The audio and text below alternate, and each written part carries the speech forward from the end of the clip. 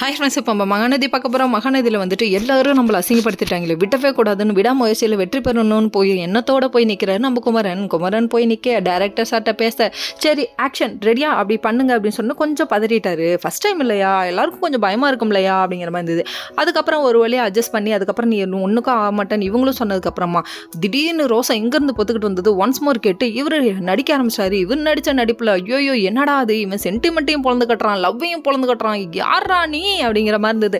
அதுக்கப்புறம் ஒரு வழியாக சரிப்பா நீ வேற லெவலில் நடிச்சப்பான்னு பாராட்டுக்களை கைத்தட்டி வர வச்சிட்டாங்க. அதுக்கப்புறம் இதை வீட்டில் சொல்லக்கூடாதுப்பா அப்படின்ற மாதிரி ஆயிடுச்சு. இன்னொரு பக்கம் கங்கா என்னடா இன்னும் இவன் ஆளை காணுமே அப்படின்னு சொல்லிட்டு ரொம்ப பதறாங்க. பதறின கதையோட என்னடா வீட்டு வேலையெல்லாம் அப்படி அப்படியே போட்டு வச்சிருக்காரு, இன்னும் யாருக்கும் துணி தைக்க கொடுக்கலையே அப்படின்னு சொல்லிட்டு ரொம்ப ஃபீல் பண்ணுறாங்க. ஃபீல் பண்ணாதீங்க, ரொம்ப லேட் ஆயிடுச்சோ நான் வந்துட்டேன் அப்படின்னு சொல்லிட்டாங்க. இன்னொரு பக்கம் நிவீனுக்கு கால் பண்ணி டார்ச்சர் பண்ணுறாங்க. நம்ம யமுனா இவ டார்ச்சர் தாங்க முடியே நினச்சி ஃபீல் பண்ணுறாரு நம்ம நிவீன். இது ரெண்டுக்கும் இடையில என்னைக்கு தான் பிரச்சனை முத்த போதோ தெரியல.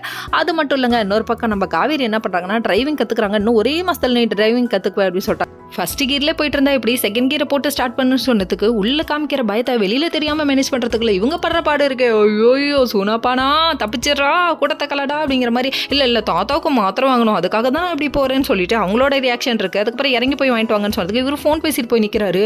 அந்த நேரம் பார்த்து நிவேதாவுக்கு உடம்பு சரியில்லைன்னு கூட்டு வந்து உட்காந்துருக்காங்க. அவரு நிற்கிற இடம் எந்த இடம், நிவேதிதா இருக்கிற காரில். அடப்பாவி பின்னாடி பாடுறா, பின்னாடி உன் ஃபியூச்சர் இருக்குடா அது தெரியலையாடாப்பா அப்படிங்கிற மாதிரி இருந்தது. கடவுள் நான் எல்லாரும் பார்க்கக்கூடாதுன்னு வேண்டிக்கிறாங்க. ஆடியன்ஸ்லாம் பார்க்காதீங்க அப்படியே போயிடுங்க.